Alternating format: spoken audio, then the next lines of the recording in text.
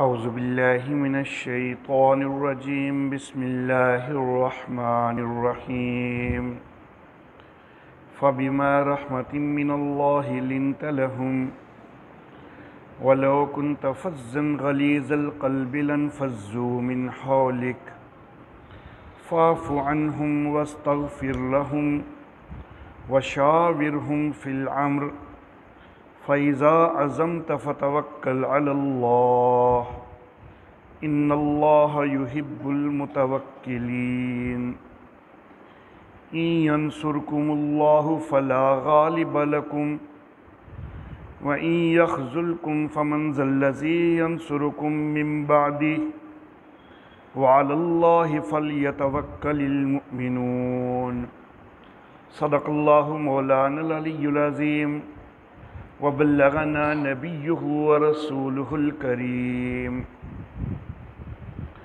پس اللہ کی رحمت کے ساتھ تو ان کے لیے نرم دل ہے، اور اگر تو تندخو ہوتا، سخت دل ہوتا تو تیرے ارد گرد سے منتشر ہو جاتے۔ پس ان سے درگزر کر، ان کو معاف کر، اور ان کے لیے بخشش مانگ، اور معاملہ میں ان سے مشورہ کیا کر۔ پھر جب تو عزم کر لے تو اللہ کے اوپر بھروسہ کر، بے شک اللہ توکل کرنے والوں کو پسند کرتا ہے۔ اگر اللہ تمہاری مدد کرے تو کوئی تم پر غالب آنے والا نہیں ہے، اور اگر وہ تمہاری مدد چھوڑ دے تو کون ہے کہ جو تمہاری مدد کرے اس کے بعد؟ اور اللہ ہی پر چاہیے کہ ایمان والے توکل کریں۔ محترم احباب، قتال فی سبیل اللہ کا مسئلہ اور اس کے ضمن میں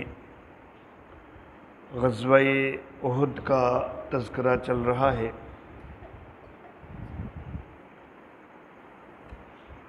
صحابہ کرام رضوان اللہ علیہم اجمعین سے ایک اجتہادی خطا ہو گئی، جس کے متعلق اللہ رب العزت نے پچھلے رکوع کی آخری آیت مبارکہ آیت نمبر 155 میں یہ ارشاد فرمایا کہ وَلَقَدْ عَفَا اللَّهُ عَنْهُمْ، اللہ ان کو معاف کر چکا، البتہ تحقیق اللہ نے ان کو معاف کر دیا۔ تو اللہ رب العزت کی طرف سے معافی کا اعلان ہو گیا، اور اب یہاں پر اللہ رب العزت نبی اکرم صلی اللہ علیہ وآلہ وسلم کے حوالہ سے یہ بات ارشاد فرما رہے ہیں کہ اے میرے محبوب، اللہ کی رحمت کے ساتھ تو ان کے لیے نرم دل ہے۔ اگر تو تندخو ہوتا، سخت دل ہوتا تو یہ تیرے ارد گرد سے منتشر ہو جاتے۔ فاعف عنہم، تو میرے محبوب تو بھی ان کو معاف کر دے۔ اللہ تو معاف کر چکا ہے، تو میرے محبوب تو بھی ان کو معاف کر دے، اور ان کے لیے بخشش مانگ، اور معاملے کے اندر ان سے مشورہ کیا کر۔ نبی اکرم صلی اللہ علیہ وآلہ وسلم کی طبیعت اور مزاج کی نرمی کا اللہ رب العزت تذکرہ فرما رہے ہیں، لیکن اس کو بھی اللہ رب العزت منسوب اپنی طرف فرما رہے ہیں کہ آپ کی طبیعت کے اندر جو نرمی ہے تو وہ اللہ کی رحمت کے ساتھ ہے۔ آپ کی طبیعت کو جو نرم بنایا ہے تو یہ اللہ رب العزت نے ہی بنایا ہے۔ آپ کے اندر جو نرم دلی ہے تو یہ اللہ کی رحمت کے ساتھ نرم دلی ہے۔ اور یہ آپ کی نرم دلی ہے، آپ کا اچھا اخلاق ہے کہ جس کی وجہ سے یہ صحابہ کرام رضوان اللہ علیہم اجمعین وہ آپ کے ارد گرد جھمگٹا کیے ہوئے ہیں، آپ سے محبت کرتے ہیں، آپ کی نرم دلی سے یہ متاثر ہیں۔ اے نبی، اگر آپ سخت دل ہوتے، ڈانٹ ڈپٹ کرنے والے ہوتے، تند خو ہوتے، تو یہ جو رونقیں آپ کے ارد گرد لگی ہوئی ہیں صحابہ کرام کی، تو یہ اس طرح کی رونقیں نہ بنتیں۔ یہ آپ کی سخت دلی سے، آپ کی تند خوئی سے، آپ کی ڈانٹ ڈپٹ سے آپ سے دور ہو جاتے، لیکن اللہ رب العزت نے آپ کو ایسا بنایا ہی نہیں ہے۔ آپ کے اندر ایسی چیز ہی نہیں رکھی ہے کہ جس میں آپ کے اندر کوئی تند خوئی ہو، کوئی آپ ان کو ڈانٹ ڈپٹ کرنے والے ہوں، سخت دل ہوں، ایسا کچھ آپ کے اندر ہے ہی کوئی نہیں۔ اللہ رب العزت نے آپ کو بڑا نرم دل بنایا ہے۔ پھر اللہ رب العزت نبی اکرم صلی اللہ علیہ وآلہ وسلم کے سامنے سفارش فرما رہے ہیں صحابہ کرام رضوان اللہ علیہم اجمعین کی۔ پہلے اپنی طرف سے معافی کا اعلان پچھلے رکوع کی آخری آیت میں ہو چکا، اور اب اللہ فرما رہے ہیں کہ فاعف عنہم، اے نبی میں نے تو معاف کر دیا ہے، آپ بھی ان کو معاف کر دیں۔ آپ کے حکم کا انہوں نے خیال نہیں رکھا، انہوں نے سمجھا کہ اس حکم کی مدت ختم ہو چکی ہے اور یہ درے کو چھوڑ کے ہٹ گئے، تو یہ ان سے کمزوری ہوئی ہے، تو میں اللہ تو ان کو معاف کر ہی چکا ہوں، میرے محبوب آپ بھی معاف کر دیجئے۔ تو یہ صحابہ کرام رضوان اللہ علیہم اجمعین، ان کی کتنی بڑی عظمت ہے کہ اللہ رب العزت ان کی سفارش کر رہے ہیں نبی اکرم صلی اللہ علیہ وسلم کے سامنے کہ آپ بھی ان کو معاف کر دیں۔ وَاسْتَغْفِرْ لَهُمْ، اور آپ کی ان کے لیے بخشش مانگیے۔ اب بخشش مانگیے کا تذکرہ ہوا، حالانکہ اللہ رب العزت نے معافی کا اعلان تو پہلے ہی کر دیا ہے کہ وَلَقَدْ عَفَا اللَّهُ عَنْهُمْ، اللہ ان کو معاف کر چکا، اللہ نے ان کو معاف کر دیا ہے۔ تو اب اللہ ان کو معاف کر بھی چکا ہے، تو پھر بھی فرمایا جا رہا ہے کہ میرے محبوب اللہ سے ان کے لیے بخشش طلب کیجئے، بخشش مانگیے۔ تو یہ ان کے مزید اطمینان قلب کے لیے ہے۔ اللہ اللہ، اے نبی آپ ان کو معاف کر دیں، اور جب آپ ان کے حق میں دعا کے لیے ہاتھ اٹھائیں گے، آپ ان کے لیے مجھ سے بخشش طلب کریں گے، تو ان کے دلوں کو اور زیادہ اطمینان ہو جائے گا، ان کو آپ کی معافی اور پھر آپ کا یہ حسن سلوک جو ہے وہ مزید آپ کی طرف مائل اور متوجہ کرے گا کہ آپ ان کے لیے صرف یہی نہیں کہ معاف کر رہے ہیں، بلکہ آپ ان کے لیے دعائیں بھی کر رہے ہیں۔ تو ان کے لیے دعا کیجئے، ان کے لیے بخشش مانگیے۔ اللہ اللہ۔ دوسرے لفظوں میں یوں کہنا چاہوں گا کہ اللہ رب العزت نے اپنی طرف سے معافی کا اعلان بھی کر دیا، اور خود نبی اکرم صلی اللہ علیہ وآلہ وسلم کے سامنے ان کی سفارش بھی کر دی کہ معاف کا آپ بھی کر دیجئے، اور پھر ساتھ یہ بھی فرما دیا کہ اگرچہ میں معاف کر چکا ہوں، لیکن میں نے بھی تو سفارش کی ہے نا ان کی، تو آپ بھی ان کا دل پرچانے کے لیے، ان کے دل کو خوش کرنے کے لیے آپ بھی میرے آگے مزید سفارش کیجئے۔ میں تو آپ کے آگے سفارش کر چکا، میں ان کو معاف بھی کر چکا، لیکن آپ بھی سفارش کیجئے میرے آگے کہ یا اللہ ان کے گناہ بخش دے، ان کو معاف فرما دے۔ وَشَاوِرْهُمْ فِي الْأَمْرِ، اور معاملے میں ان سے مشورہ لیا کریں۔ اللہ اللہ۔ نبی اکرم صلی اللہ علیہ وآلہ وسلم پہلے بھی صحابہ کرام رضوان اللہ علیہم اجمعین سے مشورے کا اہتمام کیا کرتے ہیں۔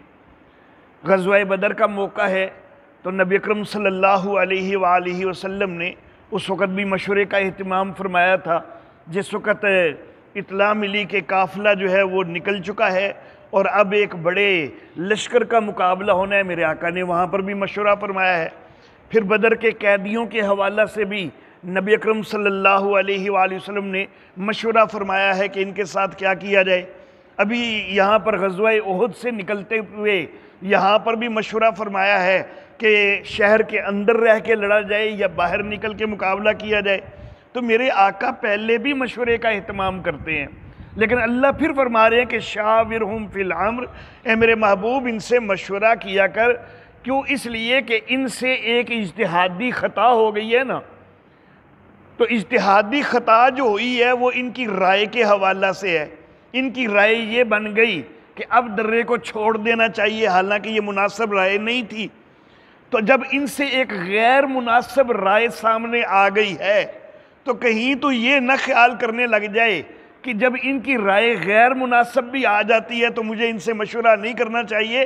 نہیں میرے محبوب، تو پھر بھی ان سے مشورہ کر۔ ٹھیک ہے، ایک دفعہ ان کی رائے غیر مناسب ہو گئی، ایک دفعہ ان سے اجتہادی خطا ہو گئی، لیکن اس کا یہ مطلب نہیں ہے کہ ان سے مشورے سے تو رک جائے۔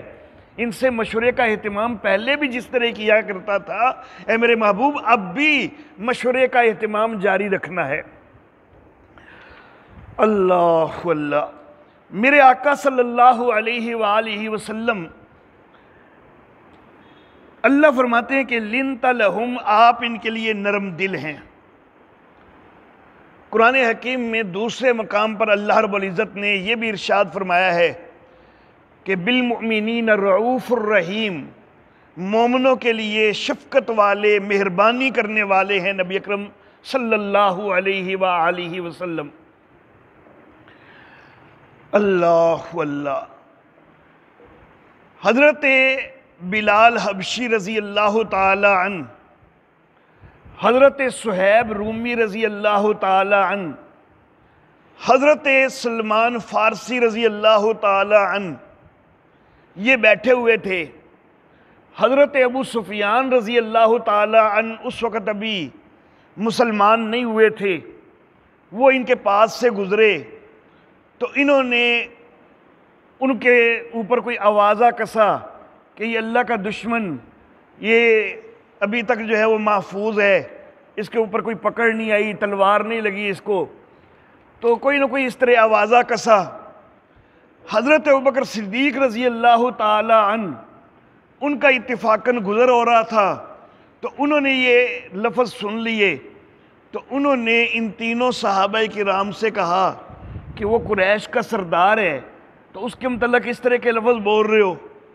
یہ بات کر دی حضرت ابوبکر صدیق رضی اللہ تعالیٰ عنہ نے، اور یہ بات کرنے کے بعد نبی اکرم صلی اللہ علیہ وآلہ وسلم کی خدمت میں حاضر ہو گئے اور جا کر خود ہی سارا واقعہ بیان کر دیا کہ میں گزر رہا تھا تو ان تین صحابہ کرام نے ابو سفیان کے متعلق یہ جملہ کسا، تو میں ان کو یہ کہہ آیا ہوں کہ وہ قریش کا سردار ہے، تمہیں ایسے نہیں بولنا چاہیے۔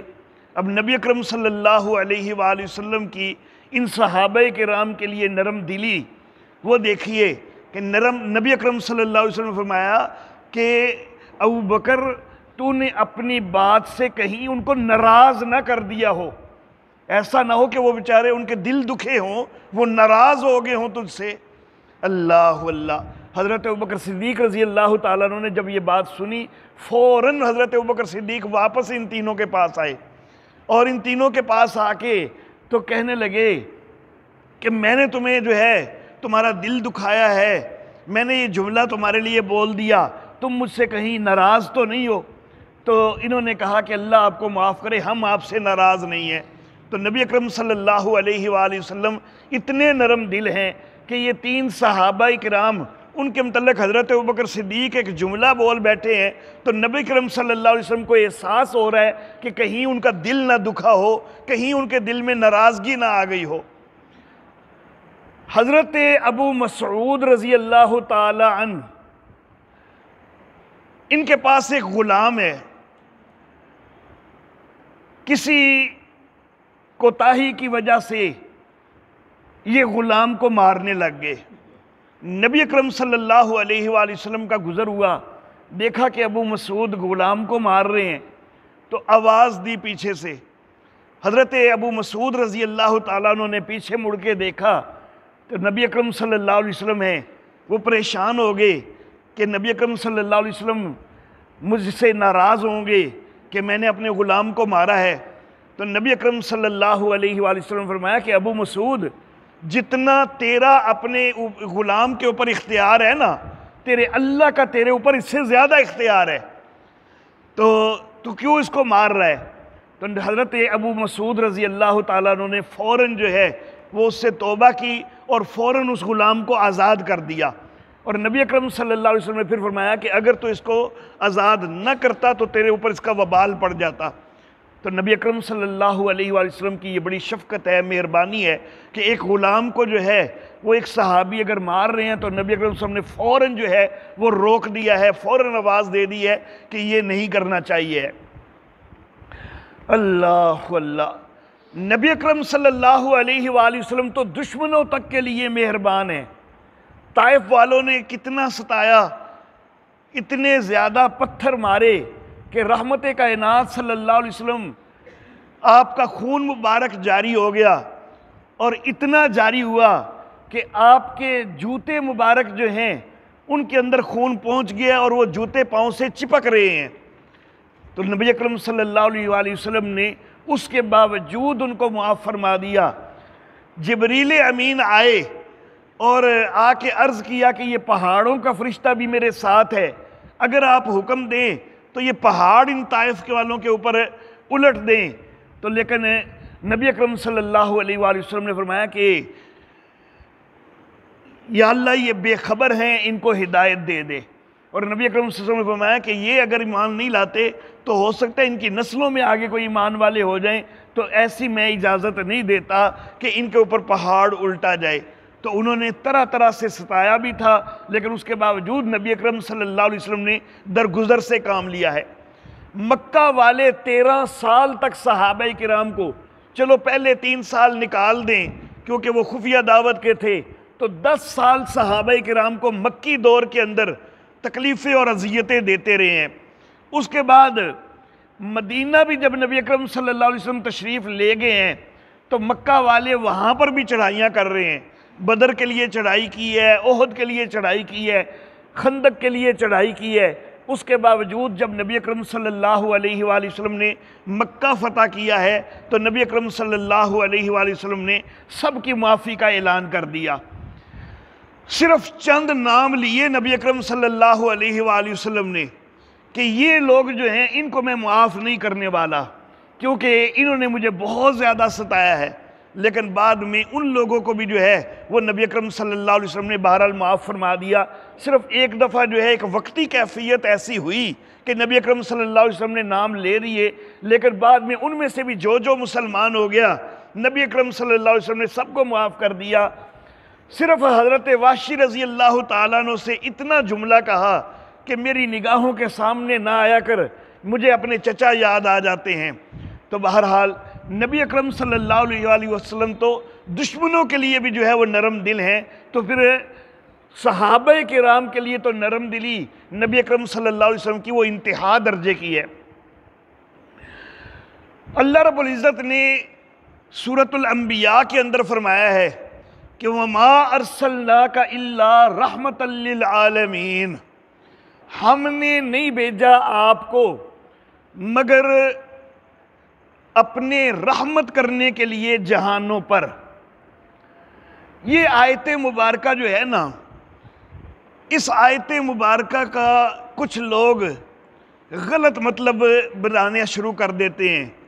عربی گرامر سے، عربی محاورے سے واقفیت ہوتی کوئی نہیں، اور معنی اپنے پاس سے جو ہے وہ غلط بنانا شروع کر دیتے ہیں، اور وہ یہ کہنا شروع کر دیتے ہیں کہ نبی اکرم صلی اللہ علیہ وسلم جہانوں پر رحمت کرنے والے ہیں، حالانکہ آیت مبارکہ کا یہ معنی نہیں ہے۔ میرے آقا ٹھیک ہے، بڑی نرم طبیعت ہے، رحم دل ہیں، لیکن اسباب کے تحت جتنی رحمت جو ہے کر سکتے ہیں، رحم دلی کر سکتے ہیں، وہ نبی اکرم صلی اللہ علیہ وسلم کرتے ہیں۔ باقی جہانوں پر رحمت کرنا، رحمت کا اختیار اس طرح جو بلا اسباب ہے وہ صرف اللہ رب العزت کے پاس ہے، وہ نبی اکرم صلی اللہ علیہ وسلم کے پاس کوئی نہیں ہے۔ وَمَا أَرْسَلْنَاكَ، ہم نے نہیں بھیجا آپ کو الا مگر رحمت للعالمین، رحمت کرنے کے لیے جہانوں پر۔ عموماً سمجھا یہ جاتا ہے کہ آپ کو بھیجا ہے کہ آپ رحمت کریں جہانوں پر، لیکن میں نے پہلے ترجمہ عرض کیا کہ مگر اپنے رحمت کرنے کے لیے، کہ میں رحمت کروں جہانوں پر۔ اس کو میں ایک مثال کے ساتھ سمجھانا چاہوں گا اور تھوڑا سا گرامر کا ایک اصول پہلے بتانا چاہوں گا۔ عربی گرامر کے اندر کسی کام کا مقصد جس لفظ سے ذکر کیا جائے نا کہ یہ کام جو ہوا ہے تو اس کام کا مقصد کیا ہے، تو جس کام کا مقصد، جو کام کا مقصد جس لفظ سے ذکر ہوتا ہے نا، تو اس لفظ کو عربی گرامر کے اندر مفعول لہو کہتے ہیں۔ میں اس کی مثال دیتا ہوں۔ مثال کے طور پر میرا بیٹا ہے اویمر حسین، اور میں کہتا ہوں ضربت اویمرن تعدیباً، میں نے اویمر کو مارا ہے ادب سکھانے کے لیے۔ تو یہ جو تعدیباً ہے نا، ادب سکھانے کے لیے، یہ مارنے کا مقصد بتا رہا ہے، یہ مارنے کا مقصد بتا رہا ہے۔ تو یہ جو تعدیباً ہے نا، یہ مفعول لہو ہے۔ اور عربی کا یہ اصول ہے کہ مفعول لہو جو ہوتا ہے نا، اس سے پہلے ایک فعل ہوتا ہے، اور مفعول لہو کا اور اس فعل کا فاعل ایک ہی ہوتا ہے۔ اس کو میں اسی مثال سے دوبارہ سمجھانا چاہوں گا۔ اللہ اللہ، لیکن اس سے یہ نہ سمجھیے گا کہ میں وہ امر نو مارنا ہونا ہوا۔ الحمدللہ میری طبیعت ہی ایسی نہیں ہے کہ میں کسی کو ماروں۔ ساری زندگی جو ہے وہ طلباء کو پڑھایا ہے، اور میں نے کبھی کسی طالب علم کو آج تک سزا جو ہے وہ نہیں دی۔ صرف ایک دن ایک کلاس نے بڑا تنگ کیا تھا، تو صرف 10 منٹ کے لیے میں نے ان کو کھڑا کیا تھا۔ آج تک جو میں نے سزا دی ہے نا پوری زندگی میں اپنے طلباء کو، حالانکہ کئی سال ہو گئے ہیں پڑھاتے ہوئے، تو صرف 10 منٹ کے لیے کھڑا کیا تھا، اور وہ جو 10 منٹ کے لیے میں نے کھڑا کیا تھا اس کا مجھے کئی دن تک دکھ ہوتا رہا کہ میں نے ان کو کیوں کھڑا کر دیا۔ تو بہرحال وہ صرف ایک مثال ہے کہ ضربت اویمرن، میں نے اویمر کو مارا تعدیباً، ادب سکھانے کے لیے۔ اب ضرب تو اس کے اندر فعل ہے کہ میں نے مارا ہے، مارنے والا کون ہوں؟ میں ہوں۔ تو فاعل کون ہوا؟ میں ہوا۔ تو فعل کا فاعل ہوں میں۔ آگے جو تعدیباً ہے، کیا اس کا فاعل اویمر ہے کہ اویمر نے اپنے آپ کو ادب سکھانا ہے؟ نہیں، اس کا فاعل بھی میں ہوں۔ ادب سکھانا میرا مقصد ہے، میں اس کو جو مار رہا ہوں تو میں ادب سکھانے کے لیے مار رہا ہوں۔ تو ضربت اویمرن تعدیباً، میں نے اویمر کو ادب سکھانے کے لیے مارا، تو ضربت فعل جو ہے اس کا فاعل میں ہوں، تو پھر وہ جو مفعول لہو ہے نا ادب سکھانا، اس کا فاعل بھی میں ہوں۔ تو وَمَا أَرْسَلْنَاكَ إِلَّا رَحْمَةً لِّلْعَالَمِينَ، اے نبی ہم نے نہیں بھیجا آپ کو مگر جہانوں پر رحمت کرنے کے لیے۔ تو ارسال جو ہے یہ فعل ہے پہلے، کہ نبی اکرم صلی اللہ علیہ وسلم کو بھیجنا، یہ ارسلنا یہ فعل ہے، اور اس فعل کا فاعل کون ہے؟ اللہ۔ تو فعل کا فاعل جب اللہ ہے تو پھر مفعول لہو کا فاعل بھی اللہ ہے۔ تو اللہ کہتے ہیں کہ ہم نے آپ کو بھیجا ہے تاکہ ہم رحمت کریں جہانوں پر، یہ نہیں کہ آپ رحمت کریں جہانوں پر۔ رحمتوں کے خزانے، رحمتوں کے اختیارات آپ کو نہیں دے دیے گئے، وہ رحمت ہمارے اختیار میں ہے، رحمت ہم نے کرنی ہے۔ ہاں، اسباب کی حد تک جتنی رحم دلی، نرم دلی وہ نبی اکرم صلی اللہ علیہ وسلم سے ہو سکتی ہے وہ تو آپ نے کی، لیکن جہانوں پر جو رحمت ہے تو وہ اسباب سے ماورا بن جاتی ہے۔ جب وہ اسباب سے ماورا بن جاتی ہے تو وہ اسباب سے ماورا جو ہے ایک ذرے جتنا اختیار بھی اللہ کے سوا کسی کو نہیں ہوا کرتا۔ تو ہم نے آپ کو نہیں بھیجا مگر اس لیے کہ ہم رحمت کریں جہانوں پر۔ تو فَبِمَا رَحْمَةٍ مِّنَ اللَّهِ، یہ اللہ کی رحمت ہے کہ لِنْتَ لَهُمْ، کہ آپ ان کے لیے بڑے نرم دل ہیں۔ تو نرم دلی کو بھی اللہ نے اپنی رحمت کی طرف منسوب کیا ہے۔ وَلَوْ كُنْتَ فَظًّا غَلِيظَ الْقَلْبِ، اے نبی اگر آپ سخت دل ہوتے، تند خو ہوتے، سخت دل ہوتے، لنفضوا من حولک، یہ آپ کے ارد گرد سے منتشر ہو جاتے، فاعف عنہم، اے میرے محبوب ان صحابہ کو معاف کر دیجئے، واستغفر لہم، اور ان کے لیے بخشش مانگیے، وشاورہم فی الامر، اور معاملے میں ان سے مشورہ کیا کریں، فَإِذَا عَزَمْتَ فَتَوَكَّلْ عَلَى اللَّهِ، اے نبی جس وقت ان سے مشورہ کر کے کسی کام کا آپ عزم کر لیں نا تو پھر بھروسہ اللہ پر کرنا ہے۔ یہ آپ کا ساتھ ضرور دیتے ہیں اسباب کے تحت، آپ کے دائیں بائیں آگے پیچھے ہر طرف سے آپ کا دفاع کرتے ہیں، لیکن آپ کا بھروسہ ان کی قوت بازو پر یا اپنی قوت بازو پر نہیں ہونا چاہیے، آپ کا بھروسہ اللہ پر ہی ہونا چاہیے۔ یہ بڑا ساتھ دیتے ہیں آپ ان سے مشورہ کر کے، تو جس وقت کسی بھی معاملے میں عزم کر لیں تو اس میں بھروسہ اللہ پر کرنا ہے۔ نبی اکرم صلی اللہ علیہ وآلہ وسلم مسئلہ توحید سے انتہائی باخبر ہیں، پوری کائنات میں آپ سے بڑھ کر مخلوقات میں سے مسئلہ توحید سے کوئی اور زیادہ باخبر نہیں ہو سکتا، لیکن اللہ پھر بھی آپ کو تاکید کر رہے ہیں کہ اے نبی جب کسی معاملے کا آپ عزم کر لو تو آپ نے بھروسہ اللہ پر کرنا ہے۔ تو جو پہلے ہی اس چیز کو اتنا جانتے ہیں ان کو بھی اللہ رب العزت یہ تاکید کر رہے ہیں، اس سے پتہ چلتا ہے کہ مسئلہ توحید کی کتنی زیادہ اہمیت ہے۔ تو نبی یہ ٹھیک ہے تیرے مددگار ہوتے ہیں، معاون ہوتے ہیں، یہ تیرا دفاع بھی کرتے ہیں، تیرے ہمراہ لگ کے یہ لڑائیاں بھی کرتے ہیں، دشمنوں کو بھگاتے بھی ہیں، یہ اسباب کے تحت یہ تیری معاونت کرتے ہیں، مدد کرتے ہیں، لیکن بھروسہ بہرحال اللہ پر ہے۔ ان اللہ یحب المتوکلین، بے شک اللہ توکل کرنے والوں کو پسند کرتا ہے۔ ان ینصرکم اللہ، اگر اللہ تمہاری مدد کرے، فلا غالب لکم، تو کوئی تمہارے اوپر غالب آنے والا نہیں ہے۔ جب اللہ کی مدد شامل حال ہو جائے تو ظاہر بات ہے کہ کسی کی یہ جرت ہو ہی نہیں سکتی کہ وہ غالب آ جائے۔ اللہ رب العزت ہمیشہ اہل ایمان کے لیے نصرت اور مدد کے معاملے کرتے ہیں، لیکن اہل ایمان کو اپنا آپ درست کرنا ہوگا۔ وَإِن يَخْذُلْكُمْ، اور اگر اللہ آپ کی مدد نہ کرے، تمہاری مدد نہ کرے ایمان والو، فَمَنْ ذَا الَّذِي يَنْصُرُكُم مِّن بَعْدِهِ، تو پھر کون ہے کہ تمہاری مدد کر سکتا ہے اس کے بعد؟ تو اللہ ہی ہے مدد کرنے والا، اور کوئی مدد کرنے والا نہیں ہے۔ تو نعرہ جو ہے وہ صرف یا اللہ مدد کا ہو سکتا ہے، کسی اور کی مدد کا نعرہ جائز نہیں ہے، کیونکہ اللہ فرما رہے ہیں کہ اگر اللہ جو ہے وہ تمہاری مدد چھوڑ دیں، اگر اللہ تمہاری مدد سے ہاتھ کھینچ لیں۔ یخذل، خذل یخذل جو ہے یہ عربی کے اندر اس کا ایک معنی رسوا کرنا بھی ہوتا ہے، اور دوسرا معنی مدد سے ہاتھ کھینچ لینا، مدد کو چھوڑ دینا۔ یہاں پر یہ والا معنی لگے گا کہ اگر اللہ تمہاری مدد کو چھوڑ دیں تو پھر کون ہے کہ تمہاری مدد کر سکتا ہے اس کے بعد؟ تو کوئی بھی مدد نہیں کر سکنے والا، مدد کرنے والا صرف اللہ ہے۔ وَعَلَى اللَّهِ فَلْيَتَوَكَّلِ الْمُؤْمِنُونَ، پہلے نبی اکرم صلی اللہ علیہ وسلم سے کہا کہ فَتَوَكَّلْ عَلَى اللَّهِ، سونے محبوب تو نے اللہ کے اوپر توکل کرنا ہے، اور اب مومنوں کے متعلق بھی کہا کہ مومنوں کو بھی اللہ پر توکل کرنا چاہیے۔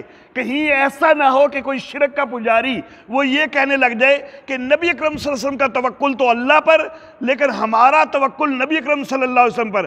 اللہ نے الگ الگ فرما دیا، نبی اکرم صلی اللہ علیہ وسلم کو الگ کہہ دیا کہ فَتَوَكَّلْ عَلَى اللَّهِ، میرے محبوب آپ نے بھی اللہ پر توکل کرنا ہے، اور مومنوں کے لیے الگ فرما دیا وَعَلَى اللَّهِ فَلْيَتَوَكَّلِ الْمُؤْمِنُونَ، مومنوں کو بھی اللہ پر توکل کرنا چاہیے۔ وآخر دعوانا ان الحمد للہ رب العالمین۔